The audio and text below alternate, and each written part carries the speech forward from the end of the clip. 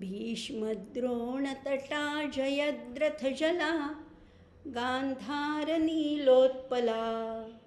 शल्यग्राहवती कृपेण वहनी कर्णेन वेलाकुला अश्वत्थामविकर्णघोरमकरा दुर्योधनावर्तिनी सोत्तीर्णा खलु पाण्डवैरणनदी कैवर्तकः केशवः पाराशर्यवचः सरोजममलं गीतार्थगन्धोत्कटन् नानाख्यानककेसरं हरिकथा सम्बोधनाबोधितम् लोके सज्जनषट्पदैरहरः पेपीयमानं मुदा भूयाद्भारतपङ्कजं कलिमलं प्रध्वंसि न श्रेयसे मूकं करोति वाचालं पङ्गुल्लङ्घयते गिरिं यत्कृपातमहं वन्दे परमानन्दमाधवम् नारायणं नमस्कृत्य नरं चैव नरोत्तमं देवीं सरस्वतीं व्यासं ततो जयमुदीरयेत्। ओम श्री परमात्मने नमः। नमस्कार श्रोते हो, माधवी रघुवीर या यूट्यूब चॅनलमध्ये आपणा सर्वांचं अतिशय मनापासून सानंद स्वागत करत आहे। धर्मक्षेत्रे कुरुक्षेत्रे या उपक्रमाच्या माध्यमातून आपण दर सोमवारी रात्री 8 वाजता भेटतो आहे आणि भगवद्गीतेतल्या प्रत्येक अध्यायातल्या प्रत्येक श्लोकातल्या प्रत्येक शब्दावर विचार विनिमय करतो आहे, देवाणघेवाण करतो आहे आणि त्यातून हा गीतेतला अर्थ म्हणजे त्याच्यातला वाच्यार्थ असेल, त्याच्यातला लक्ष्यार्थ असेल, त्याच्यातलं बिटवीन द लाईन्स असेल किंवा त्याच्यातला व्यावहारिक अर्थ आपण काय आचरणात आणू शकतो, या सर्व अंगांनी आपण तो अभ्यास करतो आहे। भगवद्गीता हा कॅलिडोस्कोप आहे, आपल्याला माहिती आहे। ज्या अंगाने तुम्ही बघाल, तुम्ही ज्या क्षेत्रातले असाल तशी तशी ती भगवद्गीता आपल्याला दिसत जाते किंवा तशी ती प्रतीत होते। म्हणजे त्याच्यामध्ये तत्त्वज्ञान तर आहेच आहे, त्याच्यामध्ये व्यवस्थापन आहे, तत्त्वज्ञानाच्या जोडीला व्यवस्थापन आहे, वेगवेगळ्या क्षेत्रातले अभ्यासाच्या विविध शाखांमधलं ज्ञान त्याच्यामध्ये आहे, त्याच्यामध्ये सौंदर्यशास्त्र आहे, त्याच्यामधलं वाङ्मयीन सौंदर्य आहे, त्याच्यामधलं व्याकरण आहे। अशा विविध अंगांनी आपण हा अभ्यास करत आता 18व्या अध्यायापर्यंत येऊन पोचलो आहे। 18व्या अध्यायाला मागच्या भागामध्ये सुरुवात झाली। मोठा अध्याय, सर्वात मोठा अध्याय 18वा अध्याय आहे, कारण तो कलशाध्याय आहे ना। सगळ्या आत्तापर्यंत जे आपण 17 अध्यायामध्ये जे पाहिलं त्याचा पुन्हा आढावा घेतला आहे, पण पुन्हा नव्याने काहीतरी सांगितलं आहे। आढावा घेत आणि त्या भगवद्गीतेला किती उपमा दिल्यात हे आपण मागच्या भागात पाहिलं होतं। म्हणजे अतिशय भरजरी, अतिशय मौल्यवान अशा वस्त्राची उपमा दिली, कारण खरंच आहे अतिशय मौल्यवान वस्त्र आहे।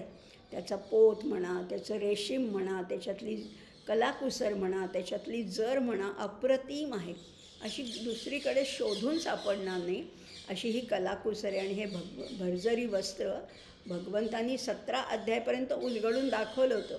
आता ते घडी करणार इतक्यात अर्जुनाने परत विचारलं की पुन्हा जरा उलगडून दाखवता का, आणि पुन्हा हा 18वा अध्याय उलगडून दाखवला आहे। ही उपमाही आपण मागच्या भागात पाहिली होती।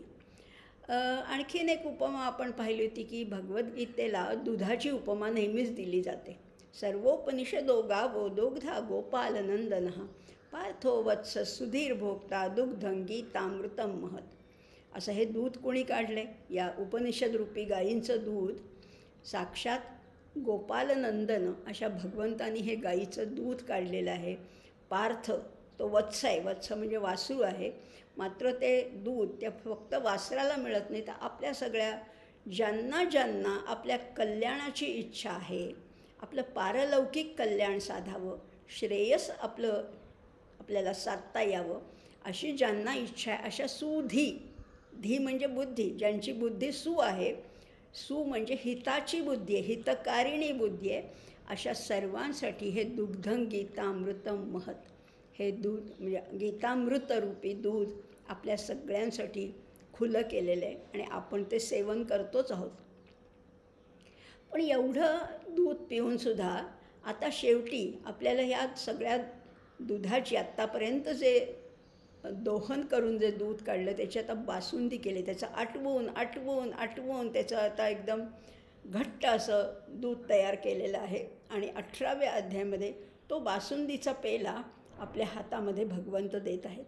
आणि म्हणूनच हे बासुंदी आपल्याला प्यायची आहे, त्यामुळे आपण तयार आहोतच. तिसरी उपमा आपण पाहिली होती गीता मंदिराची उपमा. काय एक एक उपमा इतक्या सुंदर आहेत. मग गीता मंदिर कसं आहे, त्याच्यासाठी पार्श्वभूमी कशी आहे, त्याचं जमीन कशी तयार केली, त्याच्यावर जोतं कसं बांधलं, त्याच्यावर वीटकाम कसं केलं, त्याचे गवाक्ष किंवा त्याचे झरोके म्हणजे काय आहेत, त्याच्यावरचा घुमटाचा आकार म्हणजे काय आहे, त्याच्यावरती एक चौथरा बांधलेला असतो, ओटा असतो, तो काय आहे, त्याच्यावरचा कळस काय आहे, त्याच्यावरच्या कळसावर एक ध्वजा असते, ही ध्वजा व्यासांच्या कीर्तीची, व्यासांच्या प्रतिभेची ध्वजा फडकत आहे. असं सगळं आपण त्या मंदिराचं वर्णनही पाहिलं होतं. भगवद्गीता ज्या अंगाने तुम्ही बघाल तशी तशी त्याचं सौंदर्य आपल्याला प्रतीत होत जातं. आणि म्हणूनच आपण ह्या उपमा बघून केवळ आपले 3च श्लोक झाले होते. कारण अर्जुनाने एकच प्रश्न विचारला याच्यात, पुढे सगळं भगवंत बोलत आहेत. अर्जुन म्हणाला होता की 17 अध्याय मला समजले, तू सांगितलेस, पण मला आता एकच सांग भगवंता नाही म्हटलेलं, पण अर्जुनाने 3 संबोधनं वापरली ती. संन्यासस्य महाबाहो तत्त्वमिच्छामि वेदितुं त्यागस्य च ऋषिकेश पृथक् केशी निषूदन, अशी 3 संबोधनं वापरली होती. 3 संबोधनं. आत्तापर्यंत भगवंत अर्जुनाला महाबाहो म्हणत होते, पण आता अर्जुन भगवंतांना महाबाहो म्हणत आहे. आणि महाबाहो हे कशाचं सूचक आहे? सामर्थ्याचं सूचक आहे. म्हणजे तुम्हाला काहीच अशक्य नाही असंही अर्जुन त्याच्यातनं सूचित करतो. त्यामुळे महाबाहो हे सामर्थ्य सूचक आहे. ऋषिकेश हा ऋषिकेश आहे, ऋषिकांचा ईश. आपण मागे अर्थ पाहिला आहे. ऋषिक म्हणजे इंद्रिय आणि त्यांचा स्वामी म्हणजे तो कोण आहे? तो अंतर्यामी आहे. या अंतर्यामामध्ये राहणारा असा तो अंतर्यामी, म्हणून त्याला ऋषिकेशही म्हटलेलं आहे. आणि त्याला केशी निषूदन असंही म्हटलेलं आहे. त्यामुळे केशी निषूदन, केशी नावाच्या राक्षसाचा मर्दन करणारा, त्याचा वध करणारा, त्याचा नायनाट करणारा असा केशी निषूदन आहे. हे जरी प्रत्यक्षातलं नाव असलं तरी त्याचा सूचक अर्थ काय आहे, त्याचा गर्भित अर्थ काय आहे की हा विघ्न जे आहेत ना, विघ्नरूपी राक्षसे आहेत ना, या विघ्नरूपी राक्षसांचं मर्दन करणारा, त्यांना नाहीसं करणारा, ते नष्ट करणारा आणि मार्ग सुकर करणारा असा हा केशी निषूदन आहे. म्हणून तर ही 3 संबोधनं वापरली होती. महाबाहो, ऋषिकेश आणि केशी निषूदन अशी 3 संबोधनं वापरून अर्जुनाने सुद्धा भगवंतांच्या स्तवनाला प्रारंभ केलेला आहे. भगवंत स्तवनाने प्रसन्न होतात. त्यामुळे अर्जुन भगवंतांचं स्तवन करता करता एक खुबीचा प्रश्न विचारतोय की आत्तापर्यंत तुम्ही सांगितलं, पण मला निश्चित त्याच्यातला फरक कळला नाही आहे. संन्यास म्हणजे काय आणि त्याग म्हणजे काय हे जरा परत स्पष्ट करून सांगता का? आणि भगवंतांच्या आवडीचा विषय असल्यामुळे भगवंत अतिशय खुलून आता पुढचे काही श्लोक भगवंत ह्या प्रश्नाचं उत्तर अर्जुनाला देत आहेत. पण अर्जुनाच्या निमित्ताने आपणही ऐकूया ना, जरा कान देऊन आपण तिथे ऐकूया की अर्जुनाला भगवंत काय सांगतायत ना. काम्यानां कर्मणान्यासं संन्यासं कवयो विदुः सर्व कर्मफलत्यागं प्राहुस्त्यागं विचक्षणाः. भगवंत आता स्वतःचं मत आधी सांगत नाही आहेत, आधी 4 लोकांची मतं सांगत आहेत. कोणाची मतं सांगत आहेत? समाजामध्ये वेगवेगळ्या प्रकारचे लोक असतात ना.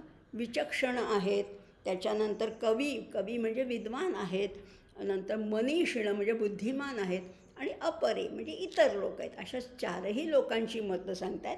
भगवंत म्हणतात त्याज्यं दोष वदित्येके कर्म प्राहुर मनीषिणः यज्ञदान तपः कर्म न त्याज्यं मिति चापरे. याचा कधीही त्याग करू नये असं अपरे म्हणजे इतर लोक म्हणतात, असं भगवंतांनी 3 श्लोकामध्ये हे सगळं सांगून झालेलं आहे. आणि आता भगवंत आपला हुकमी एक्का बाहेर काढतात. हे सगळी तर पानं टाकली भगवंतांनी. ही 4 प्रकारच्या लोकांची मतं सांगून झाल्यानंतर भगवंत आता स्वतःचं मत सांगतात. स्वतःचं मत काय आहे, भगवंतांचं मत काय आहे बघा.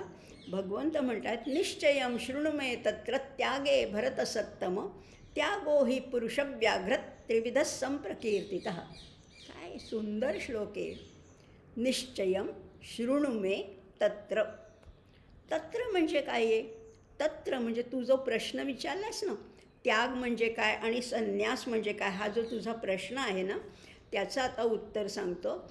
निश्चयं माझं स्पष्ट मत, माझं निश्चित मत तुला सांगतो त्यागाच्या बाबतीतलं आणि संन्यासाच्या बाबतीतलं. पण कुणाला सांगतोय? अर्जुना, तू आहेस भरतसत्तम. भरतसत्तम म्हणजे काय? आणि पुढच्या ओळीमध्ये, पुढच्या चरणामध्ये भगवंत म्हणतात त्यागो ही पुरुषव्याघ्र त्रिविध संप्रकीर्तितः. आणि अर्जुनाला पुरुषव्याघ्र म्हणतात. व्याघ्र म्हणजे आपल्याला माहिती आहे, पुरुषातला व्याघ्र म्हणजे श्रेष्ठ असा पुरुष आहे, आणि भरतकुळातला सुद्धा श्रेष्ठ आहे. अर्जुनाची स्तुती करतात. जशी अर्जुनाने भगवंतांची केली, आता भगवंत अर्जुनाची स्तुती करतात. पण ही खोटी स्तुती नाही आहे, ही खरी स्तुती आहे.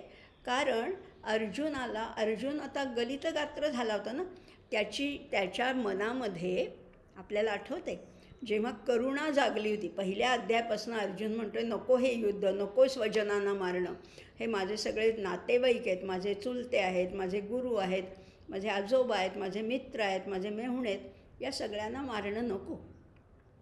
काय झालं होतं? ही करुणावृत्ती जागल्यामुळे अर्जुनाची वीरवृत्ती निघून चालली होती वीरवृत्ती.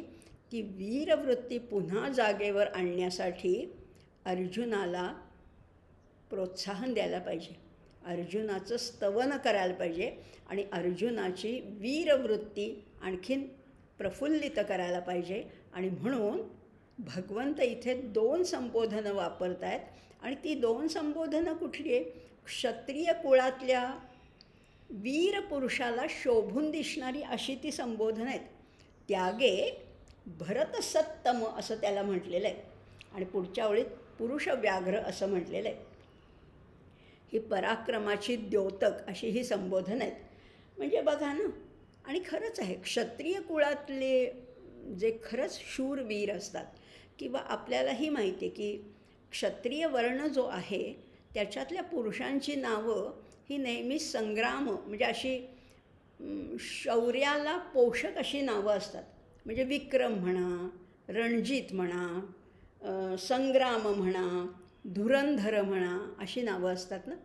ही नावं नुसतं नाव उच्चारलं तरी एक पराक्रमी पुरुष आपल्या डोळ्यासमोर येतो, आणि त्यालासुद्धा अतिशय त्या नावामुळे म्हणा किंवा एक प्रेरणा मिळते, एक स्फुरण मिळतं, एक पराक्रमाची एक उर्मी त्याच्यामध्ये जागते.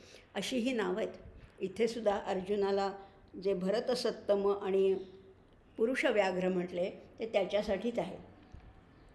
आणि खरंच आहे बघा, आता कुठल्याही गोष्टीची श्रेष्ठता सिद्ध करण्यासाठी तुलना व्हावी लागते. आणि आता भगवंत संन्यास म्हणजे काय आणि त्याग म्हणजे काय ह्याच्या तुलना करतायत. आणि तुलनेसाठी कमीत कमी 2 गोष्टी लागतात ना समोर. त्या अनुषंगाने आता भगवंत काय म्हणत आहेत की तुला 2 नाही, तुला 3 गोष्टी सांगतात. आता त्यागाच्या 3 गोष्टी सांगतो. बघा आता भगवंत किती व्यापक स्वरूप उलगडून सांगत आहेत त्यागाचं. भगवंत म्हणत आहेत की तो त्याग जो आहे ना, त्यागो ही पुरुषव्याघ्र त्रिविधस. तो त्याग जो आहे तो 3 प्रकारचा त्याग आहे. संप्रकीर्तितः असा बोलला गेला आहे, असा सांगितला गेलेला असा हा त्याग आहे असं भगवंत आता सांगतात आपल्याला. आता 3 प्रकारचं त्याग सांगतो असं भगवंत म्हणतायत. हे माझं निश्चित असं मत आहे. आणि ह्या निमित्ताने, या त्यागाच्या निमित्ताने भगवंत आता सगळ्याच गोष्टीचे 3 प्रकार सांगणार आहेत. मागे आपण पाहिलं होतं 17व्या अध्यायामध्ये आहाराचे 3 प्रकार, यज्ञाचे 3 प्रकार, दानाचे 3 प्रकार, तपाचे 3 प्रकार, हे तर पाहिलेच होते. पण ह्या अध्याय ह्याच्यामध्ये आता साकल्याने सगळा विचार केलेला आहे किंवा सगळ्याचा परामर्श घेतला आहे 17 अध्यायाचा. त्यामुळे आता सगळ्याचेच 3 प्रकार भगवंत सांगणार आहेत आणि त्याचं हे सूतोवाच केलेलं आहे. इथे या त्यागापासून सुरुवात केली आहे. भगवंत म्हणतात तुला आता 3 प्रकारचं त्याग सांगतो. आणि मग 5व्या श्लोकापासनं भगवंत आता 3 त्याग सांगतात. आपण 5वा, 6वा, 7वा हे श्लोक तर बघणारच आहोत. आणि बघूया आता, नाही 8वा पण, 8व्या ह्याच्यात राजस, सात्विक. ओके, 9 श्लोकापर्यंत आपण आज बघूया, म्हणजे मग ते सगळा तो विषय पूर्ण होणार आहे. काय म्हणतायत बघा आता भगवंत 5व्या श्लोकामध्ये, यज्ञदान तपः कर्म न त्याज्यं कार्यमेव तत् यज्ञोदानं तपश्चैव पावनानि मनीषिणां. काय सांगतात बघा, यज्ञ, दान, तपः, कर्म 3 प्रकार तर आपण वारंवार बघतो. मी आता पुष्कळ वेळा बोलली की या 3 संस्था आहेत. या संस्था घेऊन जन्माला आलो आपण, व्यष्टी, समष्टी, परमेष्टी. आणि त्याच्यासाठी त्याचा बॅलन्स साधण्यासाठी या 3 गोष्टी सांगितल्या आहेत, दान, तप, दान आणि यज्ञ. मग आता इथे काय म्हटलेलं आहे, ह्या चौथ्या श्लोकामध्ये भगवंत म्हणाले ते ना, निश्चयं शृणु मे तत्र. या चौथ्या मताचं, या चौथ्या श्लोकात सांगितलेलं जे त्यांचं निश्चित मत आहे त्याचं प्रतिपादन आता करतात पुढे. या संपूर्ण गीतेमध्ये कुठेही खंडन केलेलं नाही आहे बरं का, किंवा ह्यांचं वागणं चुकीचं आहे, हा संप्रदाय चुकीचा आहे, यांचं मत आम्हाला पटत नाही, असं कुठेही म्हटलेलं नाही. गीतेमध्ये कुठेही खंडन नाही आहे, ते फक्त मंडन आहे. भगवंत म्हणतात हे माझं निश्चित असं मत आहे. भगवंतांनी कुठेही कठोर शब्द इतरांबद्दल वापरलेला नाही आहे. उलट ते म्हणतात की इतरांच्या मतातील योग्य तो अंश घ्यावा, तो स्वीकारावा आणि त्याच्यामध्ये आपलं मत समाविष्ट करून एक नवीन मत मांडावं. म्हणून तर भगवंत म्हणाले ना, निश्चयं शृणु मे तत्र त्यागे भरतसत्तम. आता ते काय म्हणतात, या तिन्हीचा त्याग तर करायचाच नाही आहे. यज्ञदान तपः कर्म न त्याज्यम, न त्याज्यम, त्याचा त्याग करू नये. आपण आता पाहिलं आहे त्याज्य म्हणजे काय, कार्य म्हणजे काय, गंतव्य म्हणजे काय, कर्तव्य म्हणजे काय, हे आपण आता पाहिलं. हे कवी धावी आहे, करायलाच पाहिजे. किंवा अगदी आजच्या भाषेत सांगू का, हे करायलाच पाहिजे म्हणजे हे मॅन्डेटरी आहे. काही गोष्टी मॅन्डेटरी असतात म्हणजे त्या करायलाच पाहिजे, अनॲव्हॉइडेबल आहे. तसं हे यज्ञ, दान, तप हे करायलाच पाहिजे. न त्याज्यं कार्यम एव तत्, करायलाच पाहिजे. एवकार वापरलेला आहे. आणि म्हणून अवश्य करावीत ती कर्म, जाणीवपूर्वक करावी, चुकून नाही, अगदी मुद्दाम करावीत. कारण ती कर्म कशी आहेत, पावनानी मनीषिणां, पावन करणारी आहेत. कुणाला पावन करणारी आहेत तर मनीषी पुरुषांना. मनीषी म्हणजे कोण आहे, इथे मनीषीचा अर्थ आहे बुद्धिमान. आणि बुद्धिमान कोण आहे तेही बघणार आहोत बरं का आपण आता. त्यामुळे त्यांना जी माणसं समत्व बुद्धियुक्त होऊन कर्मजन्य फलाचा त्याग करतात त्यांना इथे भगवंत मनीषी म्हणतात. बघा आता काय म्हटलेलं आहे, समत्व बुद्धियुक्त होऊन. आत्तापर्यंत पुष्कळ पाहिलं, सुखदुःखे समे कृत्वा लाभा लाभौ जया जयौ, सगळ्याचा सम पाहिला, हो की नाही, समत्व पाहिलं. आपण 2ऱ्या अध्यायातसुद्धा समत्व पाहिले. या समत्व बुद्धियुक्त होऊन कर्मातून निर्माण होणारं जे फळ आहे, कर्म केलं की फळ मिळणारच, पण त्या फळाचा त्याग करणारे जे आहेत ते मनीषी म्हटलेले आहेत. आणि ह्या मनीषींना पावन करणारी काय आहेत, तर यज्ञ दान तप ही त्यांना पावन करणार आहेत म्हणून ते टाकायचे नाही. किंवा मनीषीचा अर्थ आणखीन एक पण आहे, विचारशील. समाजामध्ये काही मोजकी लोक विचारशील आहेत, विवेकी आहेत आणि म्हणून त्यांच्यावरच हा समाज किंवा हे सगळं जग चाललेलं आहे. पण काही लोक असे आहेत की ज्यांना इंद्रिय वश नाहीत. इंद्रिय त्यांची स्वैर धावत आहेत, त्यांचं मन स्वैर धावतं आहे, सुखोपभोगासाठीच ते आपलं जीवन जगत आहेत. अशी ही लोक जगात आहेत आणि ते सुद्धा ही यज्ञदान तप करतात, पण त्यांना हे कर्मसुद्धा बंधनकारक ठरतात. आणि म्हणून इथे म्हटलेलं आहे, यज्ञोदानं तपश्चैव पावनानी मनीषिणाम. नाहीतरी कर्मापेक्षा कर्माचा हेतू महत्त्वाचा असतो बरं का. नेहमीच कर्माचा हेतू तुमचा काय आहे ह्याच्यावर ठरतं.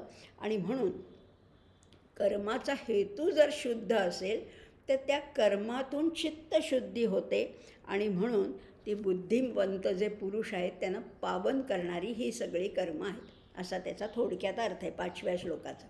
6वा बघायचं का आता आपण. 6वा श्लोक असा आहे, एतान्यपि तु कर्माणि संगं त्यक्त्वा फलानि च कर्तव्यानीति मे पार्थ निश्चितं मतमुत्तमम्. आता भगवंत ठामपणाने सांगतायत बरं का. निश्चितं मतम उत्तमम. हे माझं निश्चित मत आहे आणि उत्तम मत आहे. काय मत आहे भगवंतांचं बघूया आता आपण. भगवंत आता इथे म्हणत आहेत, एतानी अपि. एतानी म्हणजे ही जी कर्म सांगितले ना, यज्ञ दान तप, ही 3 कर्म आहेत म्हणून त्याला एतानी बहुवचन वापरलं आहे. एतानी अपि कर्माणी आणि तू वापरलेले आहेत. आता तू का वापरलं आहे तेही बघणार आहोत. एतानी अपि तु कर्माणी कशी करायची, पण ती करायची बघा ना. यज्ञ दान तप कर्म सामान्य लोकही करतात आणि थोर लोकही करतात, पण कशी करायची, संगं त्यक्त्वा. त्याच्यातला संग टाकायचे, आसक्ती टाकायचे, मीपणा टाकून द्यायचे. संगं त्यक्त्वा आणि फलानिश फळंसुद्धा टाकून द्यायचे. म्हणजे त्याग कशाचा करायचा आहे, कर्माचा त्याग नाही बरं का. कर्माचा त्याग नाही करायचा तर फळाचा त्याग करायचा आहे. संगं त्यक्त्वा फलानिच. आणि तरीसुद्धा लक्षात घ्या, तरीसुद्धा ती कर्म कर्तव्यानीती करायचीच आहे असं हे पार्था माझं निश्चित आणि सर्वोत्तम असं मत आहे. बघा आता आपण ह्याचा शब्दशः अर्थ पाहिला. आता आणखीन विस्तृत अर्थ बघणार आहोत. अपि म्हटले ना, एतानी अपि. अपि म्हणजे सुद्धा. म्हणजे ही कर्म तर आता कळली आपल्याला. आता हे पुन्हा वारंवार आपण बोलतो यज्ञ दान तप, पण एवढीच कर्म नाही हो. याच्या व्यतिरिक्त आम्ही नित्य नैमित्तिक पुष्कळ कर्म करतो किंवा वर्णाश्रमानुसार कर्म करतो. म्हणजे ब्राह्मणाची कर्म कुठली आहेत, पठण आहे, पाठन आहे, अध्ययन आहे, अध्यापन आहे, यजन आहे, याजन आहे, दान आहे, प्रतिगृहण, ही सगळी कर्म करतो. किंवा क्षत्रियाची कर्म कुठली, वैश्याची कर्म कुठली, व्यापार आहे, शेती आहे, ही सगळी कर्म. एतानी अपि. अपि म्हणजे ह्याच्यामध्ये सगळी ह्या आपल्या मानवी जीवनामध्ये जेवढी कर्म केली जातात, जेवढी क्रियापद आहेत, ती सगळी काय करायची आहे, ही शास्त्रविहित शारीरिक कर्मसुद्धा. आम्ही खातो, पितो, निसतो, बोलतो, भांडतो, काहीही आम्ही सगळ्या ज्या वस्तू व्यवहार करतो ती सगळी कर्म ह्याच्यामध्ये अंतर्भूत झालेली आहेत सगळी. एतानी अपि म्हटले ना, अपीमध्ये यच्च यावत कर्म आलेली आहेत. सगळी कर्म शारीरिक असो, सामाजिक असो, बौद्धिक असो, अभ्यास असो, सगळी कर्म इन्क्लूड आहेत. पण ही सगळीच कर्म करताना कशी करायची आहेत, आसक्ती आणि फळाचा त्याग करायचा आहे. संगं त्यक्त्वा फलानी च. च म्हणजे आणि. संगाचा आणि फळाचा त्याग करून अशी कर्म करायची. आता कशी करायची बघूया. आणि मग मग काय करायचं ते अशी जर त्याग करून निस्वार्थपणाने परहितासाठी केली तर काय होतं, काय होतं फार सुंदर सांगितलं आहे. साध्याच कर्माचा कर्मयोग होतो.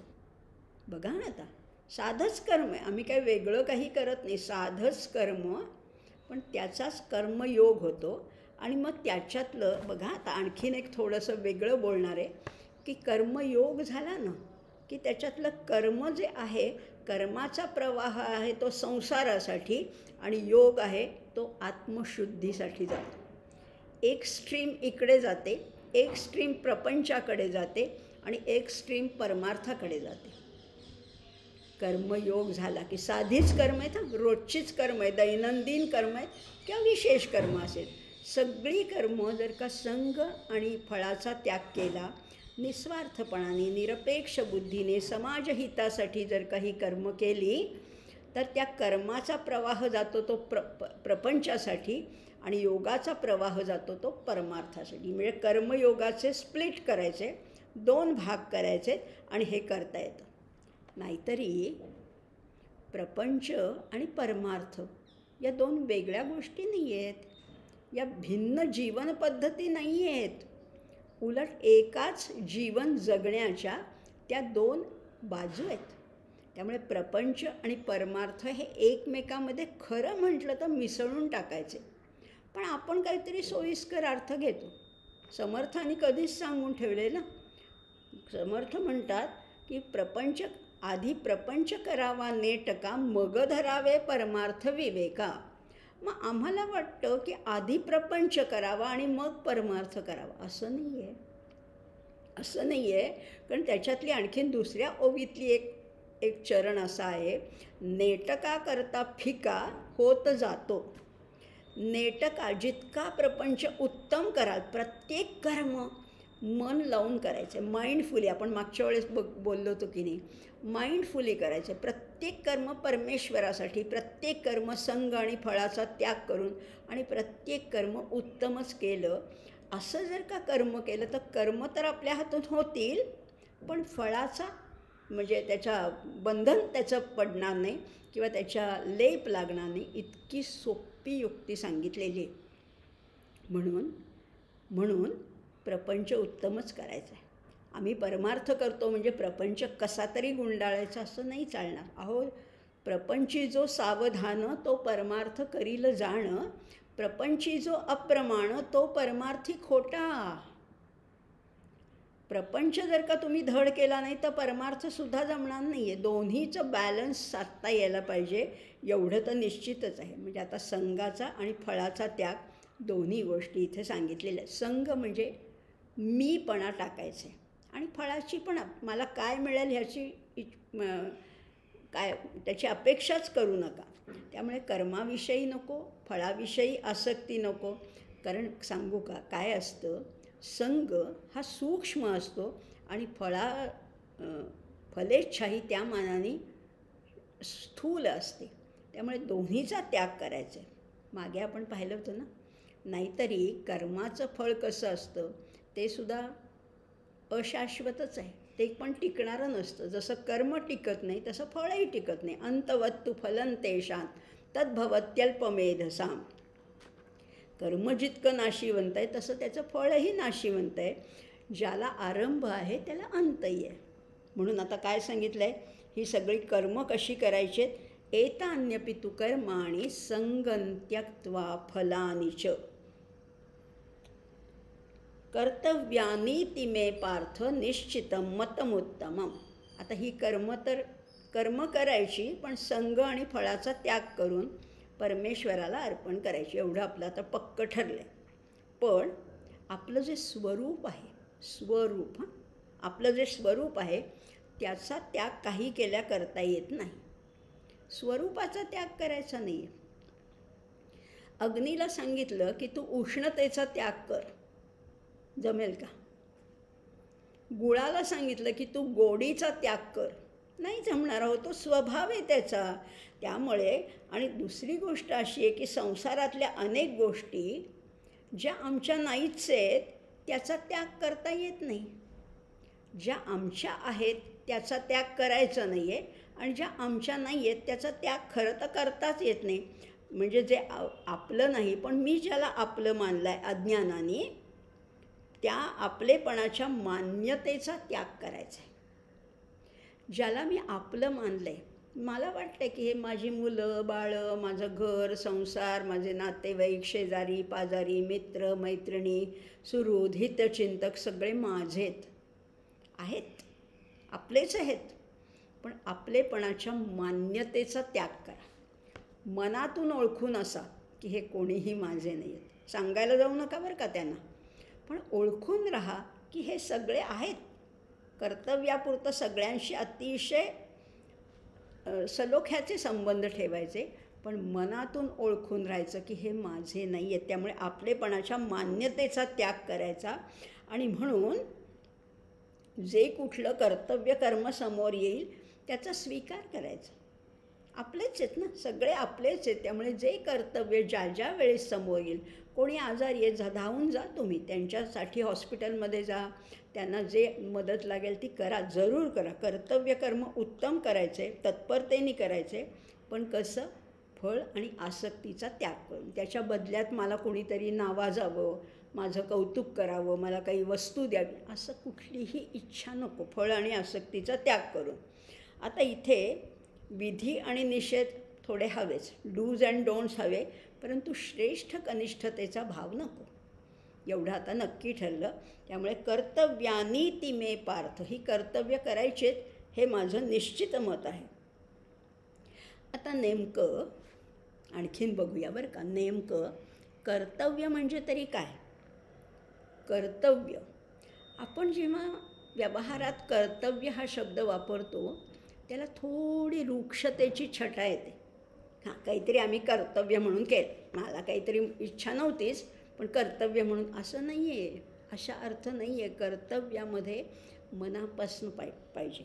त्यामुळे कर्तव्य जे काही आम्ही करू शकतो ते अवश्य केलेच पाहिजे आणि ते जे केल्याने त्या उद्देशाची सिद्धी होते ते कर्तव्य. आता इथे भगवंत म्हणतात निश्चितम, ते माझं निश्चितम. निश्चितम म्हणजे काय आहे? जिथे संशयाला जागाच नाही आहे, निस्संदेह जे करायचं हे माझं उत्तम मत आहे. आणि उत्तम म्हणजे काय आहे? ज्याच्यामध्ये कोणतीही उणीव नाही ते उत्तम. प्रत्येक गोष्टीमध्ये काहीतरी त्रुटी असते, काहीतरी कमतरता असते, पण ह्याच्यामध्ये भगवंतांच्या ह्या बोलण्यामध्ये कुठेही त्रुटी नाही, कुठेही कमतरता नाही. आणि म्हणून भगवंत म्हणतात कर्तव्यानीति मे पार्थ निश्चितम मतमुत्तमम, हे माझं उत्तम असं मत आहे. आणि एकदा का मनुष्य त्या म्हणजे या कर्मासक्ती आणि फलासक्तीतून मुक्त झाला की तोच मनुष्य बरं का, तोच मनुष्य योगारूढ होतो. भगवंत अर्जुनाला सांगतात ना, योगारूढच तदोच्यते. योगारूढ व्हायचं असेल तर एवढंच करा, फळाचा त्याग करा आणि आसक्तीचा त्याग करा. मागे पाहिलं होतं आपण, आठवत असेल, यदा हिनेंद्रियार्थेषु न कर्मस्वनुषज्जते सर्वसंकल्प संन्यासी योगारूढस्तदोच्यते. म्हणजे आता कळलं आपल्याला, प्रपंचातली सगळी कर्तव्य करायची. तुम्ही ज्या रोलमध्ये आहात, ज्या भूमिकेमध्ये आहात, ज्या पदावर आहात ते उत्तम करायचे, कर्तव्य बुद्धीने करायचे, 100% तुमचं द्या. फक्त फळाचा त्याग करायचा आहे, आसक्तीचा त्याग करायचा आहे. कर्म अतिशय उत्तम केलं तर तुम्हीच योगारूढ होणं एवढं काही अशक्य नाही आहे, असंही भगवंत म्हणतात. आता पुढे काय म्हणतात बघा. आता आपल्याला तिन्ही त्याग भगवंत सांगतात. म्हणाले होते ना त्रिविध संप्रकीर्तितः. आता बघा 3 प्रकारचे त्याग सांगतात, पण उलट्या क्रमाने सांगतात बरं का भगवंत. इथे तरी पहिल्यांदा तामस सांगणार आहेत, मग राजस आणि मग सात्विक. पहिल्यांदा खालनं सुरुवात केली ना. तामस हा सगळ्यात कमी दर्जाचा त्याग आहे, पण तो कसा आहे बघूया. काय म्हणतात? नियतस्य तु संन्यासः कर्मणो नोपपद्यते मोहात् तस्य परित्यागस्तामसः परिकीर्तितः.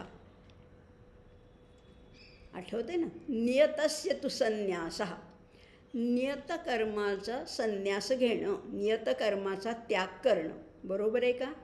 नाही आहे बरोबर. नियत, तुला जे नेमून, नियत कर्म म्हणजे काय? पाहिलं आपण पुष्कळ वेळाला उल्लेख आले 3ऱ्या अध्यायापासनं, कर्मयोगापासनं. नियतं कुरु कर्मत्वम पाहिलं आपण. पण नियतस्य तू संन्यास, नियत कर्माचा त्याग करणं. नियत कर्म म्हणजे कुठलं आठवतं आहे तुम्हाला? पण तरी मी थोडासा उल्लेख करते. शास्त्रविधीने नेमून दिलेलं, तुमचा वर्ण कुठला आहे, तुमचा आश्रम कुठला आहे, तुमचा धर्म कुठला आहे, याप्रमाणे जे स्वाभाविक कर्म आहे त्याला नियत कर्म म्हणतात.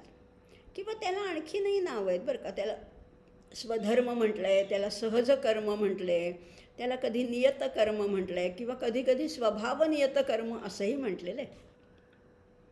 ही जी नेमून दिलेली कर्म आहेत ना, ह्याला नियत कर्म म्हटलेलं आहे. अर्जुन कोण होता? वर्णाश्रमाप्रमाणे पाहिलं तर अर्जुन हा क्षत्रिय वर्णाचा होता आणि आश्रमाप्रमाणे सुद्धा वीरवृत्ती धारण केलेला होता. त्यामुळे त्याचं नियत कर्म कुठलं होतं? युद्ध करणं हे नियत कर्म होतं. पण ते सोडायला तयार झाला होता ना अर्जुन. आठवतं आहे का तुम्हाला? श्रेयो भोक्तुम भैक्षमपीह लोके. अरे नको मला ते युद्ध, मी भिक्षा मागेन. अरे भिक्षा मागणं तुझं काम नाही आहे अर्जुना. हा नियत कर्माचा त्याग करायला जो तयार झाला होता, भिक्षा मागायला तयार झाला होता, त्याला आता जागृत करायचे, त्याला जागं करायचं आहे. आणि त्या निमित्ताने, अर्जुनाच्या केवळ निमित्ताने सर्व मनुष्य मात्रांना भगवंत सांगतायत की नियत कर्माचा त्याग करणं भगवंतांना मान्य नाही. विचार करूया बरं का आपण, की आपण चुकतोय का? नियत कर्म करण्यात मी चुकते का? मी गृहिणी आहे, मी शिक्षिका आहे, मी कोण काय जे परिचारिका आहे, मी ज्या कुठल्या पदावर असेल, कोणी डॉक्टर असेल, कोणी वकील असेल, कोणी शिक्षिका असेल, कोणी इंजिनियर असेल, कोणी ऑफिसमध्ये काम करत असेल, कोणी झाडूवाला असेल, आपलं कर्म उत्तम करणं हेच भगवंतांना मान्य आहे. आपल्या कर्माचा त्याग करायचा नाही. पण त्याग करतात ना, त्याग केला जातो, चुकून केला जातो, ते पण भगवंतांना मान्य नाही. मागे भगवंतांनी स्पष्ट मत मांडलंच आहे. आता भगवंत म्हणतात की ह्यात असा जर का तुम्ही त्याग केलात तर तो तामस त्याग आहे. त्या त्यागाला तामस त्याग असं म्हटलेलं आहे. कुठला त्याग? नियतस्य तु संन्यास कर्मणो नोपपद्यते. कर्मणो हा न उपपद्यते म्हणजे बघा हां. आणि ते त्याच्यातला मागच्या ह्याच्यातला विरोध दाखवण्यासाठी इथे तू वापरलेले. नियतस्य तू, तू म्हणजे परंतु. परंतु त्याग करावा, पण अशा नियत कर्माचा त्याग करू नये. म्हणजे गृहस्थांनी अतिथी धर्म पाळलाच पाहिजे. आपल्याकडे घरी येणाऱ्या व्यक्तीला निदान बसायला आसन देणं, निदान पाणी किंवा चहा किंवा एखादं फळ किंवा अगदी खडीसाखर काहीतरी देणं, निदान 4 गोड शब्द, एवढं तर करायलाच पाहिजे. याचा त्याग करणं भगवंतांना मान्य नाही आहे. भगवंत म्हणतात हे नाही चालणार. अशा गृहस्थांनी ब्राह्मणांना दक्षिणा देणं, वैश्वदेवादी शास्त्रविहित कर्म करणं हे करायलाच पाहिजे. कसं तरी उर्मटपणाने वागणं हे शक्य नाही. गृहस्थाला हे शोभत नाही. शिक्षिकेने आपल्या विद्यार्थ्यांना मनापासनं शिकवलं पाहिजे की मला जे येतं आहे ते सगळं त्या विद्यार्थ्यांपर्यंत पोचवता यायला पाहिजे. त्यांच्या कुवतीनुसार हे जमायला पाहिजे. शिक्षिकेची ती तळमळ पाहिजे. डॉक्टरांचा तो धर्म असायला पाहिजे. सेवा धर्म हा डॉक्टरांचा आहे, वकिलाचा धर्म वेगळा, प्रत्येकाचा धर्म आहे. ते कर्म करायलाच पाहिजे. परंतु अविवेकाने ह्या गोष्टी सोडून देणं. गृहिणींनी काही स्वयंपाक पाणी न करता, घराची स्वच्छता न करता नुसत्या गप्पा मारणं किंवा नुसत्या TV सिरियल बघणं, नुसते सिनेमा बघणं योग्य आहे? नाही योग्य. त्यामुळे अविवेकाने ह्या गोष्टी सोडून देणं, ह्याला भगवंत म्हणतात हा तामस प्रकारचा त्याग आहे. काय सुंदर सांगितलं आहे. ह्या नियतस्य तु संन्यास कर्मणो नोपपद्यते. हा जो आहे ना त्याग, त्याला म्हटलेलं आहे कर्मणो नोपपद्यते. त्याचा अर्थ थोडासा आणखीन बघूया. म्हणून हे पार्था, ही यज्ञ दान तपरूपी कर्म आणि इतरही सगळी कर्तव्य कर्म कशी करायची आहेत? आसक्ती आणि फळाचा त्याग करून अवश्य केली पाहिजेत. हे माझं तर निश्चित उत्तम मत आहेच आहे. परंतु नियतकर्माचा त्याग करणं योग्य नाही. मोहाने त्याचा जर का त्याग केला, मोहाने म्हणजे अविवेकाने, मोह म्हणजे आपलं ठरलं आहे की नाही, अविवेकाने त्याग केला तर त्याला तामस त्याग असं म्हटलं जातं. कळला हा श्लोक? 7वा श्लोक झाला आपला. 8व्या श्लोकामध्ये भगवंत काय म्हणतात बघा. हा त्याग करायचा नाही आहे, कुठलाही तो असा त्याग वाईट प्रकाराने करायचा नाही आहे. भगवंत आता 8व्या श्लोकामध्ये म्हणतात, दुःखमित्येव यत्कर्म काय क्लेश भयात् त्यजेत सकृत्वा राजसंत्यागन नैव त्याग फलल्लभेत. आता बघा, दुःखम इति एव, हे काम करण्यामध्ये कष्ट आहेत, ह्याच्यामध्ये दुःख आहे, शरीराला क्लेश आहेत, काय क्लेश किंवा भय आहे, भीती वाटते मला हे काम करायला, म्हणून त्याग करणं बरोबर आहे का? नाही बरोबर. सकृत्वा राजसंत्यागम, असा जो कोणी करतो त्याला राजस त्याग म्हटलेलं आहे. आणि अशा पुरुषाला नैव त्याग फलल लभेत, अशा ह्याला त्या त्यागाचं फळ निश्चितपणाने मिळत नाही असंही म्हटलेलं आहे. म्हणजे जे काही कर्म आहे, जे काही दुःखरूप आहे असं समजून जर कोणी शारीरिक त्रासाच्या भीतीने सगळं कर्तव्य कर्मच जर का सोडून देईल तर त्याला असा राजस त्याग करून त्यागाचं कुठलंही फळ मिळणार नाही. नैव त्याग फलल लभेत असंही म्हटलेलं आहे. भगवंत बघा किती सुंदर उदाहरणं देत आहेत आपल्याला. आता आणखीन बघूया. ह्यात कर्तव्याचं महत्त्व लक्षात येत नाही बरं का. काही लोकांना कर्तव्याचं महत्त्वच कळत नाही. काही कर्म पाट्या टाकल्यासारखी केली जातात, अगदी आपल्या भाषेत म्हणायचं झालं तर करायची म्हणून केली जातात. कर्तव्य कर्म मनापासून करायला पाहिजे. अगदी साध्या गृहिणींनी आपला संसारसुद्धा उत्तम करायला पाहिजे. कमी पैशामध्ये अतिशय चोख संसार जर का केला तर अशा सर्वसामान्य स्त्रियासुद्धा मोक्षपदाला पोचू शकतात. साधं कर्म, तुमचं नियत कर्म पोचू शकतं. जनाबाईंनी काय केलं, चोखामेळ्याने काय केलं, सगळ्याच संतांनी, अगदी गोरा कुंभार असेल, सगळ्या संतांनी आपल्या व्यवसायाला, आपल्या नियतकर्मालाच देव मानलं आणि त्याच्यातच परमेश्वर शोधला आणि ते उत्तम केलं आणि त्याच्यातनं ते मोक्षपदाला पोचले. पण आमची नेमकी गोची इथेच होते की नेमकं कर्तव्य काय हेच आम्हाला कळत नाही. म्हणजे कळतं कर्तव्य काय हे ठाऊक असतं, पण वागायचं कसं हे नेमकं कळत नाही. त्या दृष्टीने आम्ही कर्माला आरंभच करत नाही. किंवा कधी कधी असं होतं, आरंभ करतो आम्ही, आरंभशूर होत ना आम्ही, त्यामुळे आम्ही ठरवतो की हां असं करायचं. पण जरा अडचणी आल्या की थांबलं, ठप्प होतं, सगळी कर्म आमची ठप्प होतात. म्हणजे कर्माला सुरुवात केली जाते उत्साहाने, पण अडचणी आल्या, कष्ट जाणवायला लागले की मग त्याच्यातला उत्साह ओसरतो आणि मग ते काम सोडून दिलं जातं. म्हणजे व्यायामाचं सुद्धा असंच आहे. ठरवतो आम्ही की असं व्यायाम करायचं, असं वॉकला जायचं, असं हे करायचं. थोडं अडचण आली, थोडं काहीतरी झालं, पाय दुखायला लागले की सोडून देतो. म्हणजे असं आहे, प्रत्येक उपयुक्त कर्माची सुद्धा सवय लागायला लागते. कुठलीही गोष्ट असं म्हणतात की 21 दिवस कुठलीही गोष्ट केली की त्याची सवय लागते. 21 दिवस तुम्ही नेटाने सातत्याने एखादं कर्म केलं, अगदी पहाटे उठून फिरायला जायचं असेल, सूर्यनमस्कार घालायचा असेल, योगासनं करायची असतील किंवा कुठलंही काम, किंवा घरातलं असेल, ऑफिसमधलं असेल, समाजातलं असेल, कुठलंही काम जर का 21 दिवस शरीराला तसं वळण लावलं तर त्याची सवय लागते आणि त्याच्यातली उपयुक्तता हळूहळू लक्षात येते. आणि मग ते कष्टाचं असलं तरी ते उपयोगी हे पटायला लागतं, त्याचे लाभ लक्षात येतात आणि मग ते काम अंगवळणी पडतं. उत्तम शेती असं म्हटलं जातं. शेती उत्तमच आहे पण कष्टाची आहे हो. पण पहिल्यांदा कष्ट वाटतात, पण एकदा का त्याची सवय लागली की त्या काळ्या मातीमध्ये जे काही मन रमतं, जे काही शरीराला सुख वाटायला लागतं ते अगदी अवर्णनीय असं आहे. उद्योगधंदा सोपा नाही आहे. आपण म्हणतो की यांचा बिझनेस फार मोठा चांगला चालला आहे, पण सुरुवातीला अडचणी येतातच.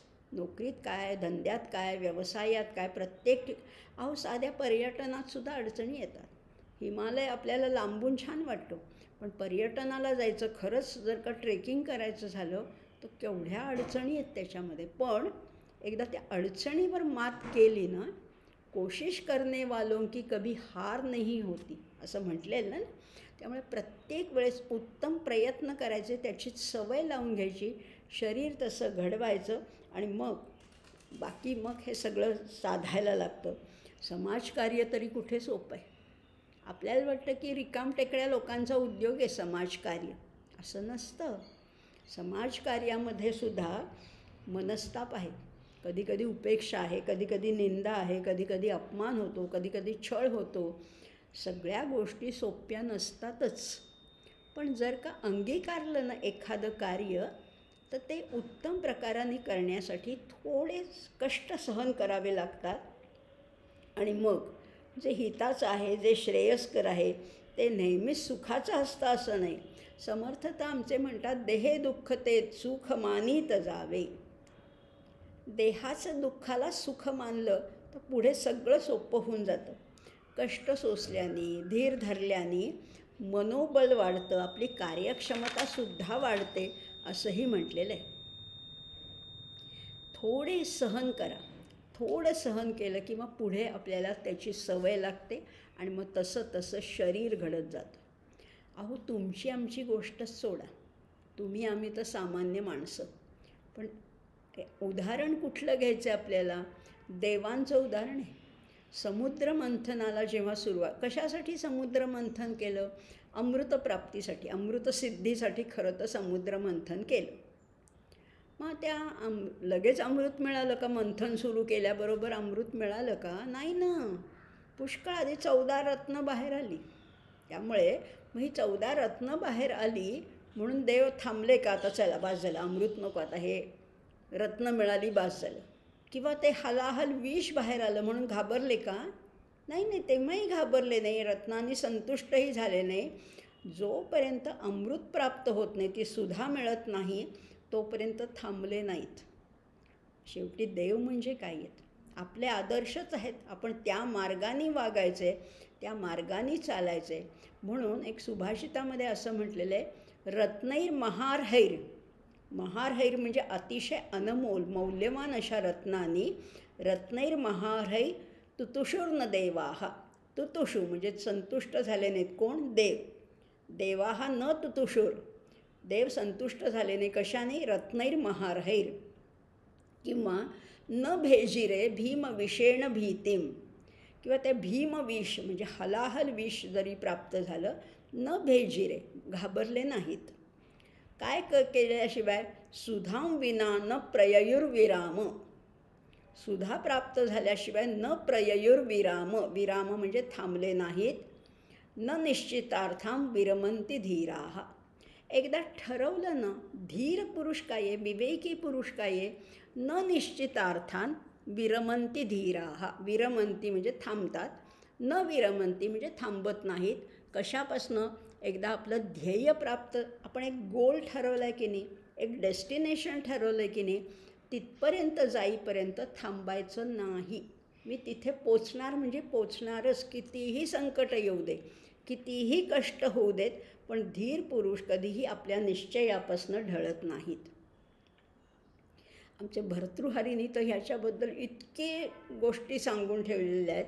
भर्तृहरी नीतिशतकात काय म्हणतो? भर्तृहरी म्हणतो, आरभ्यते न खलु विघ्न भयेन नीचैहि. समाजामध्ये वेगवेगळ्या प्रकारचे लोक असतात बरं का. म्हणजे नीच लोक आहेत, मध्यम पुरुष आहेत, उत्तम पुरुष आहेत. काही नीच म्हणजे खालच्या दर्जाचे जे लोक आहेत ते काय करतात? आरभ्यते न खलु विघ्न भयेन नीचैहि. नीच किंवा कमी दर्जाचे तामस जे लोक आहेत ते म्हणतात, नको बाबा, कुठे ते शेती करा, कुठे ते कष्ट करा, कुठे ते नांगरण करा, आम्हाला नाही जमत. म्हणजे विघ्न भयाच्या भीतीने ते काम सुरूच करत नाहीत.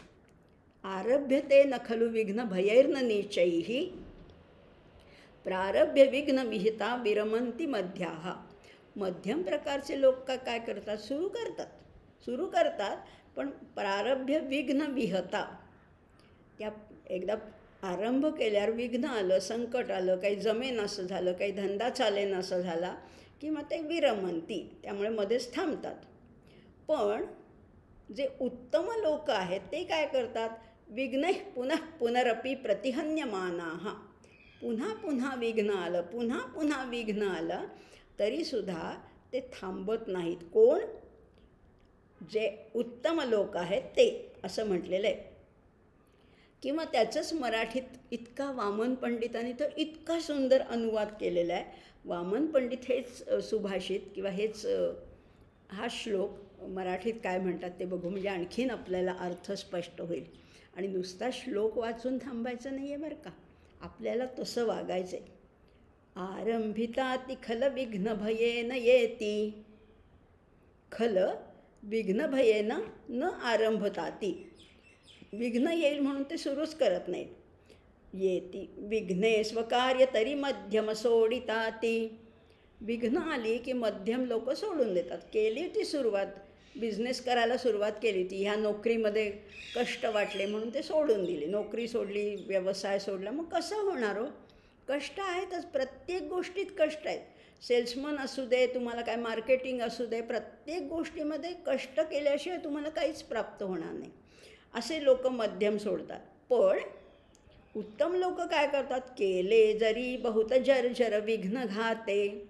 पुन्हा पुन्हा पुन्हा पुन्हा विघ्न आली, प्रारब्ध उत्तम जनी न विसंबितासे. उत्तम लोक त्या एकदा सुरू केलेलं काम सोडत नाहीत, कितीही विघ्न. आपल्याला माहिती आहे ना की त्या कोळ्याची गोष्ट माहिती, की पुन्हा पुन्हा त्या भिंतीवर चढून कितीही वेळा पडला तरी तो पुन्हा चढतो आणि पुन्हा त्या आपल्या गोल म्हणजे आपल्या साध्यापर्यंत पोचतो. ही खरी गोष्ट आहे. त्यामुळे अशा गोष्टी करत करत आपल्याला स्वतःला घडवायचे. या निमित्ताने आपल्याला एक अतिशय अनमोल असा संदेश दिलेला आहे. आपलं कार्य आणि आपलं कार्यच उत्तम करायचं आहे, दुसरीकडे जायचं नाही आहे. आता तुझा वर्ण काय आहे, तुझा आश्रम काय आहे, त्याप्रमाणेच आपल्याला कार्य करायचे. असं केलं तर आपण निश्चित कधी ना कधीतरी तिथे पोचू. आणि नुसतंच मुक्कामापर्यंत पोचू नाही तर मोक्षापर्यंतसुद्धा, त्या परमपदापर्यंत पोचण्याचा सुद्धा हाच मार्ग आहे असंही म्हटलेलं आहे. आणि आता आपण 2 त्याग पाहिले, तामस त्याग पाहिला आणि राजस त्याग पाहिला.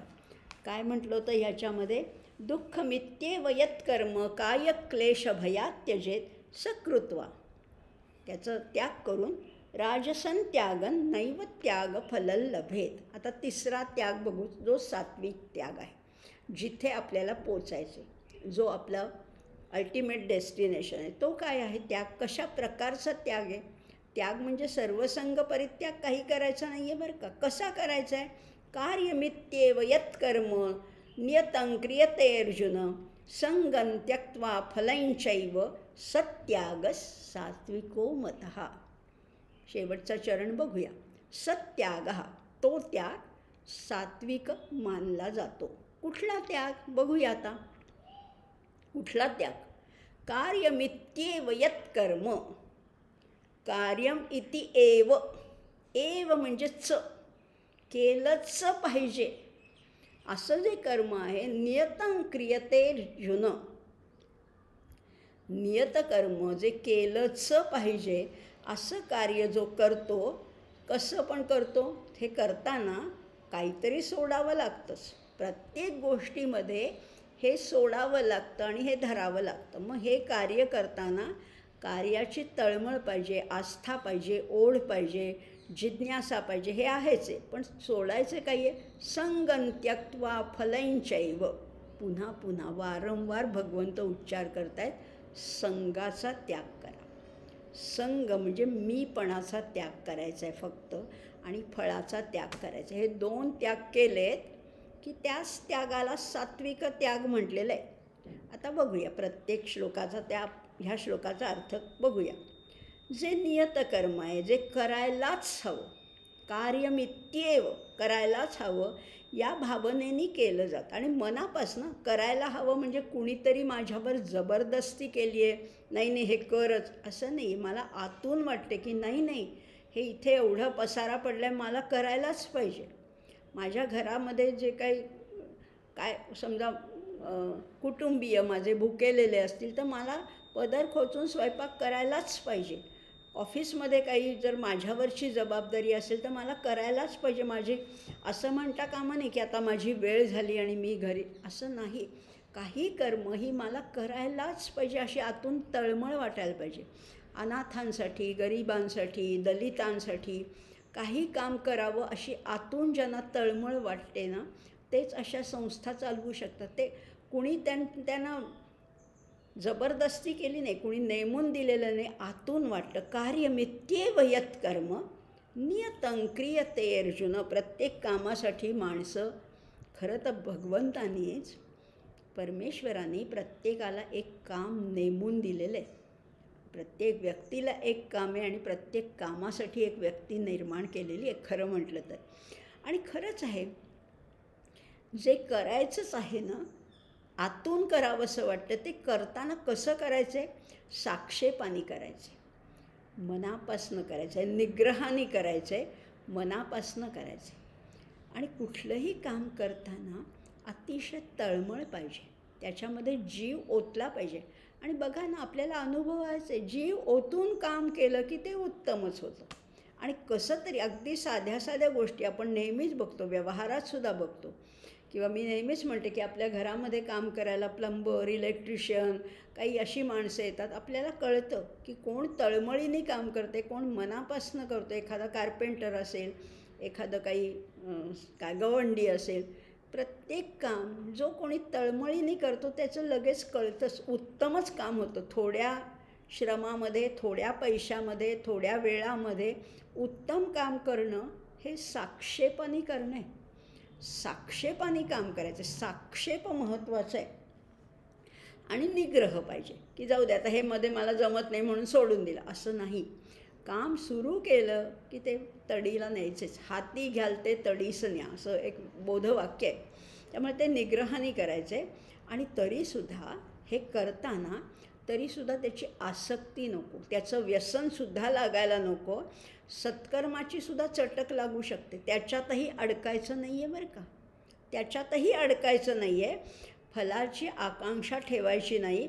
म्हणजेच कुठल्याही बाबतीत, अगदी कुठल्याही बाबतीत स्पोर्ट्समन स्पिरिट आपण म्हणतो ना, हे पाहिजेच.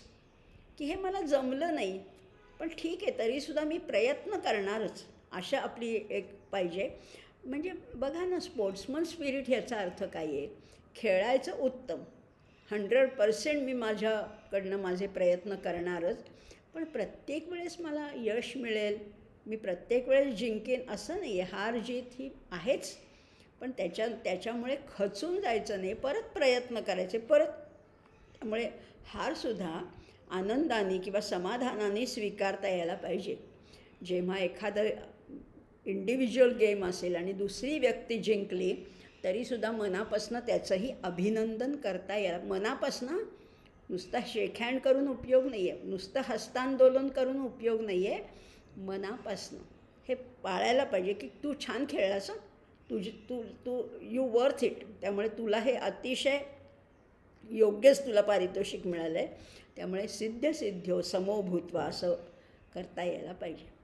आणि खरं सांगू का, हे प्रयत्न करण्यातच इतकी गंमत आहे ना. आयुष्य म्हणजे शेवटी काही कुठेतरी पोचायचं नाही आहे, आयुष्य जगण्यातच आनंद आहे. मंजिल से रास्ते ही इतने बेहतर है की तिथे पोचायचंच नाही आहे. मला कुठे पोचलं की संपलं ना. मुक्काम आला की प्रवास संपला. मला नकोच आहे, मला प्रवासच करत राहायचं आहे, मला आणखीन स्वतःला घडवत जायचं आहे. मला कुठल्या मुक्कामाला पोचायचंच नाही आहे. मग कुठलाही असू दे, शेती असू दे, व्यापार असू दे, उद्योग असू दे, नोकरी असू दे, सगळ्याचं स्वरूप कधीच सारखं नसतं. शेतीतले जे बरे वाईट लाभ किंवा तोटे आहेत ते नोकरीत नसतात, नोकरीतले जे आहेत ते व्यवसायात नसतात, व्यवसायातले जे आहेत ते व्यापारात नसतात. व्यापारामध्ये कमी जास्त प्रकार आहेतच आणि प्रत्येकाच्या गोष्टी वेगवेगळ्या असतात. म्हणजे एका शेतकऱ्याची गोष्ट सांगतात बरं का. आणि एक शेतकरी असतो आणि त्याला 2 मुली असतात आणि दोन्ही मुलींची लग्न झालेली आहेत.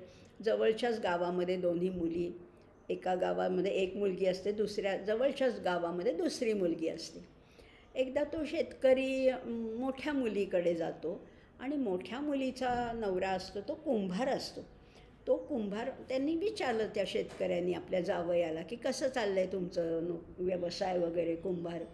तो म्हणला अगदी छान चाललं आहे, पण आता ना खरं सांगू का की ही सगळी मडकी आता आम्ही खूप तयार केली, आता पाऊस नको पडायला. तुम्ही देवाकडे प्रार्थना करा की पाऊस नको पडायला, चांगलं कडकडीत ऊन पडलं तर ही मडकी सगळी वाळतील आणि माझा व्यवसाय चांगला चालेल. ठीक आहे म्हणाला. शेतकरी तिथनं दुसऱ्या मुलीकडे गेला. दुसऱ्या मुलीचा नवरा होता तो शेतकरी होता. तर म्हणलं कसं चाललं आहे तुमची शेती वगैरे व्यवस्थित आहे ना? ते म्हणले हो अगदी छान चाललं आहे शेती, आता बी वगैरे पेरलेलं आहे. आता तुम्ही फक्त देवाकडे एवढी आमच्यासाठी प्रार्थना करा की भरपूर पाऊस पडू दे, भरपूर पाऊस पडू दे, तर आमचं सगळं पीक छान येईल आणि आमच्या एकूण शेतीला बरकत येईल. आता म्हणजे एकाचं जे काय म्हणतात, एकाचं जे ब्लेसिंग आहे, एकाला जे आवश्यक वाटते ते दुसऱ्याला कधीच वाटत नाही. त्यामुळे प्रत्येक गोष्ट वेगळी आहे, पण त्याच्यातूनच स्वतःला घडवायचे. त्यामुळे एकाचं जे आवडीचं काम आहे ते दुसऱ्याला आवडेलच असं नाही. त्यामुळे प्रत्येकाचं स्वरूप कधीच सारखं नसतं. पण तरीसुद्धा एक सर्वसामान्य नियम असा आहे की पतीच्या कमाईमध्ये पत्नीही संतुष्ट असावी. गृहिणी जी आहे त्या गृहस्थाची जी काही कमाई आहे, मग त्या शेजारणीकडे सोफा आला किंवा शेजारणीकडे मायक्रोवेव्ह आला म्हणून माझ्याकडे आलाच पाहिजे असा आग्रह नको. माझ्या नवऱ्याचं एवढं इन्कम आहे, एवढा पगार आहे, त्याच्यात आनंदाने प्रत्येकाला आनंदाने आपलं आयुष्य व्यतीत करता यायला पाहिजे. त्यामुळे खरंच आहे. आणि तरच मी नेहमीच सांगते, श्रीसूक्तामध्ये सुद्धा मी नेहमीच सांगते ती कशी असायला पाहिजे, अच्युतवल्लभा. अच्युतवल्लभा जर असेल, अच्युत म्हणजे जो न ढळणार आहे, जो कधीही भ्रष्टाचार न करणारा असा जो पुरुष आहे तो अच्युत आहे आणि त्याची प्रिय पत्नी आहे ती वल्लभा आहे. अच्युतवल्लभा ती असेल, ती उत्तम असेल, ती जर का आपल्या कमाईमध्ये उत्तम संसार करणारी असेल तर तो अच्युत राहायला मदत होईल असंही म्हटलेलं आहे. अशा अनेक नाती आहेत, असा संसार आहे, अशा अडचणी आहेत, असे संघर्ष आहेत, अशी संकट आहेत, पण ह्याच्यातूनच मार्ग काढायचा आहे की नाही. सगळं स्मूथ आयुष्य कोणालाच लाभत नसतं.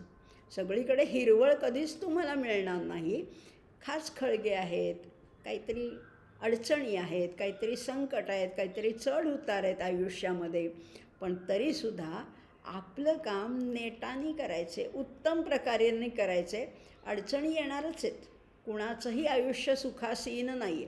प्रत्येकाला न नित्यं लभते दुःखम न नित्यं लभते सुखम, सुखस्यानंतरम दुःखम दुःखस्यानंतरम सुखम, असं कधीच होत नाही. पण तरीसुद्धा त्याच्यातनंच आपलं आयुष्य घडवायचं आहे आणि या कशाचाही त्याग न करता आपलं वर्ण काय आहे, आपलं आश्रम काय आहे, आपलं कर्तव्य काय आहे हे उत्तम रीतीने करायचं. कारण निष्ठेने जर का केलं तर त्यात भगवंत प्रसन्न होतो. आणि कुठलीही परिस्थिती, एकच परिस्थिती कधीच टिकत नसते असंही म्हटलेलं आहे. असं म्हणतात बघा, असंही म्हटलेलं आहे की म्हातारपण चांगलं आहे का वाईट आहे? अहो दोन्ही फायदे आहेत, दोन्ही लाभ आहेत. म्हातारपण काय आहे म्हणजे बघा, आपल्याला असं वाटतं की म्हातारं होणं हे जरा दुःखदायक आहे. असं नसतं बरं का, असं दुःखदायक नाही आहे. उलट म्हातारपण हा अलंकार आहे असं एका ठिकाणी म्हटलं, एका सुभाषितात. अलंकरोती ही जरा राजामात्यभिषक यतीन. ही जरा म्हणजे हे म्हातारपण हे अलंकरोती, हे शोभून दिसतं, हे दागिन्याप्रमाणे शोभून दिसतं. कुणाला पण? राजा, अमात्यान, भिषक आणि यतीन. राजा फार तरुण असला तर लोकांचा, प्रजेचा त्याच्यावर इतका विश्वास बसत नाही. राजा थोडा प्रौढ पाहिजे, थोडा वृद्ध पाहिजे, तर प्रजेची काळजी तो घेईल अशी प्रजेला खात्री वाटते. अमात्यसुद्धा अनुभवी पाहिजे म्हणजे वृद्ध पाहिजे. राजा, अमात्य, भिषक.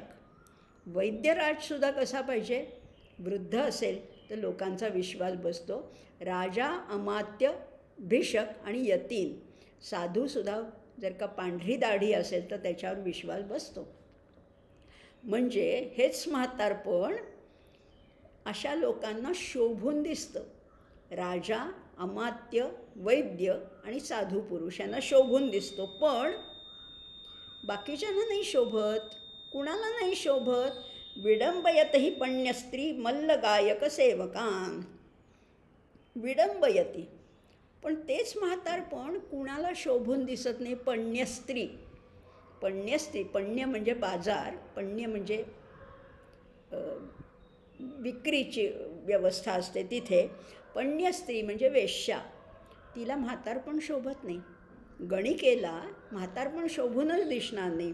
मल्ल तरुणच पाहिजे, असा एकदम काय म्हणतात तसं जवान पाहिजे. त्यामुळे पण्यस्त्री, मल्ल, गायक, गायकसुद्धा उत्तम असा ज्याचा आवाज अगदी लागलेला असा गायक पाहिजे. आणि सेवकान यांना म्हातारपण शोभत नाही. म्हणजे एकच म्हातारपण 4 लोकांना शोभून दिसतं आणि 4 लोकांना अजिबात शोभत नाही, असंही म्हटलेलं आहे. मग आता याच्यातनं आपला मार्ग आपण शोधायचा आहे.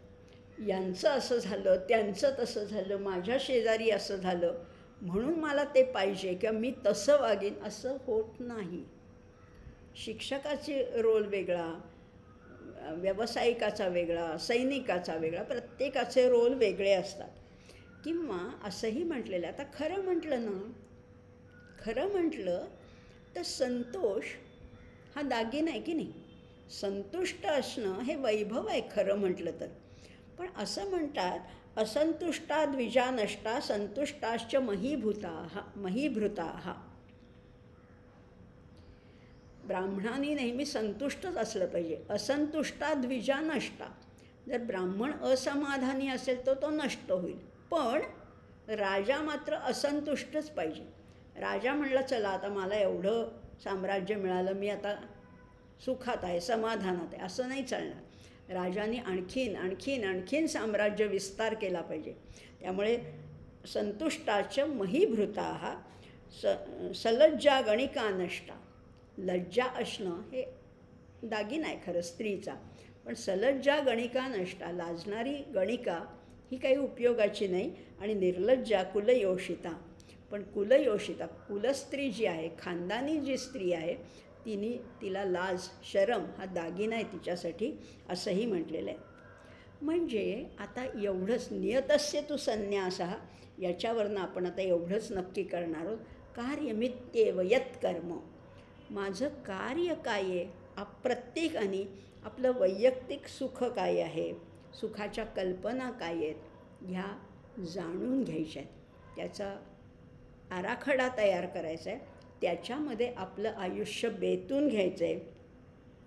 आणि हे सगळी कर्म करताना त्याच्यातल्या आसक्तीचा, त्या संगाचा आणि त्या फळाचा त्याग केला तर आपलं आयुष्य किती सुखी होईल. माझं जे काही कर्तव्य, आपण नियतं कुरु कर्मत्वं कर्मज्जायो ह्यकर्मणः, याच्यातही पाहिलं होतं. श्रेयान् स्वधर्मो विगुणः परधर्मात् स्वनुष्ठितात्, त्याच्यातही पाहिलं होतं. अनेक श्लोक पाहिले. पण आता त्याचं सगळ्याचं कन्क्ल्युजन आहे ना, हे कन्क्ल्युजन आहे. आणि म्हणून भगवंत म्हणतात कर्तव्य कार्यमित्येव यत्कर्म. जे आपलं कर्म आहे, कार्यकर्म, कर्तव्य कर्म आहे, ते करायलाच पाहिजे. नियतं क्रियते अर्जुन. नेमलेलं जे काम आहे ते करायलाच पाहिजे. पण कसं? 2 गोष्टींचा त्याग करून. संगं त्यक्त्वा फलञ्चैव सत्यागः सात्विको मतः. तरच त्याला सात्विक त्याग असं म्हणता येईल, असं भगवंतांनी अर्जुनाला सांगितलं आहे. पण अर्जुनाच्या निमित्ताने आपण बोध घेतो आहे ना, ह्याच्यातनं. कारण हा आचरणाचा ग्रंथ आहे. आपल्याला आपल्या जीवनामध्ये सकारात्मक बदल करायचे आहेत, होकारात्मक बदल करायचे आहेत. आपलं जीवन अधिकाधिक उन्नत करायचे. पुढे मिळेल पारलौकिक उन्नती होईल, प्रगती होईल, ते वेगळंच. पण ऐहिक तर निश्चितच होणार आहे. आणि त्याच दृष्टीने या भगवद्गीतेतला जो संदेश आहे, जो बोध आहे, जो उपदेश आहे, त्या मार्गाने आपलं जीवन अधिकाधिक आपण समृद्ध करूया, अधिकाधिक उन्नत करूया, अधिकाधिक प्रगत करूया. आणि म्हणूनच या गीतेच्या कलशाध्यायाचा अभ्यास करताना आपल्याला अतिशय आनंदही होतो आहे, थोडी हुरहुरही वाटते. पण याच मार्गाने आपण जाणार आहोत. आज जे आपण 5 श्लोक झाले, मला वाटतं 3 आणि 6 श्लोक झाले, तेवढे आपण म्हणते मी. निश्चयं शृणु मे तत्र त्यागे भरतसत्तम, त्यागो हि पुरुषव्याघ्र त्रिविधः सम्प्रकीर्तितः, यज्ञदानतपः कर्म न त्याज्यं कार्यमेव तत्, यज्ञोदानं तपश्चैव पावनानि मनीषिणाम्, एतान्यपि तु कर्माणि सङ्गं त्यक्त्वा फलानि च कर्तव्यानीति मे पार्थ निश्चितं मतमुत्तमं, नियतस्य तु सन्न्यासः कर्मणो नोपपद्यते, मोहात्तस्य परित्यागस्तामसः परिकीर्तितः, दुःखमित्येव यत्कर्म कायक्लेशभयात् त्यजेत्, सकृत्वा राजसं त्यागं नैव त्यागफलं लभेत्, कार्यमित्येव यत्कर्म नियतं क्रियतेऽर्जुन, सङ्गं त्यक्त्वा फलं चैव सत्यागः सात्विको मतः. असे हे आजचे श्लोक आपण घेतले. आता प्रार्थना घेऊया.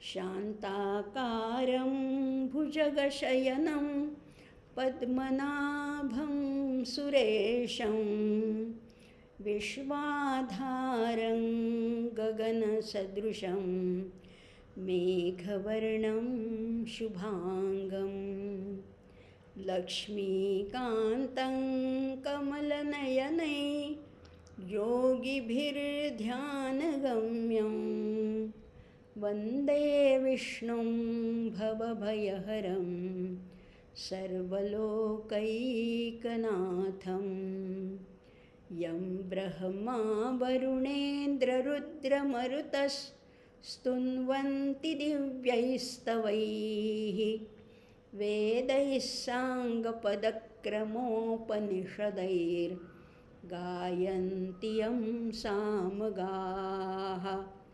ध्यानावस्थिततद्गतेन मनसा पश्यन्ति यं योगिनो, यस्यान्तन्न विदुःसुरासुरगणा, देवाय तस्मै नमः, देवाय तस्मै नमः, देवाय तस्मै नमः. भगवान गोपाल कृष्ण महाराज की जय, गीता माता की जय, ज्ञानेश्वर महाराज की जय. जय जय रघुवीर समर्थ.